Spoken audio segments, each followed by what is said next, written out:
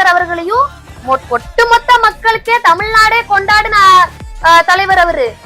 ஒட்டுமொத்த தமிழ்நாட்டு மக்களை தெய்வமா கும்பிட்ட தலைவர். இன்னைக்கு அவரை ஒரு ஜாதிக்குள்ள அடைக்கிறாங்க. அதுதான் சொல்றேன். இப்போ அவரு பக்கமா யாராவது குரல் கொடுத்தா அவரோட ஜாதி ஆட்கள், அதனாலதான் அவருக்கு கொடி பிடிக்கிறாங்க. அப்படி ஒரு பாகுபாடு ஏன் அப்படி பண்றீங்க? அப்ப இதுலயே உங்க சில்லற புத்தி தெரியுதுல்ல. இதுலயே நீங்க ஒவ்வொருத்தங்களா ஜாதி ரீதியா பிரிச்சு அவங்களுக்குள்ள ஒரு வேற்றுமையை ஏற்படுத்தணும்னு தானே நீங்க பாக்குறீங்க. ஏன் அதாவது தேசிய தலைவரா பாருங்க, எதுக்கு நீங்க ஜாதிய தலைவரா பாக்குறீங்க? அதுதான் என்னோட கேள்வி. அவரு நம்ம காமராஜர் ஐயா அவர்கள் ஒரு தேசிய தலைவர், பெருந்தலைவர் காமராஜர் அவர்கள். அவர்களா நீங்க ஜாதி ரீதியா பிரிச்சு அதை அவங்க கூறாங்க, இவங்க கூறாங்க, அதை அவங்க இதுக்கு என்னன்னா, இப்போ இதுக்கு முக்தார் மேல இப்ப காவல்துறை நடவடிக்கை எடுக்கிற மாதிரி இல்ல, தெரியல எனக்கு. என்னவோ நடவடிக்கை எடுக்குமா எடுக்காதுன்னு தெரியல. ஏன்னா 80 பேருக்கு மேல ஒரு பெட்டிஷன் கொடுத்துருக்காங்க. எவனோ ஒருத்தன் பெட்டிஷன் கொடுத்தாலே கூட்டு கொண்டு போய் கும்முன்னு கும்முற காவல்துறை இன்னைக்கு 80 பேர்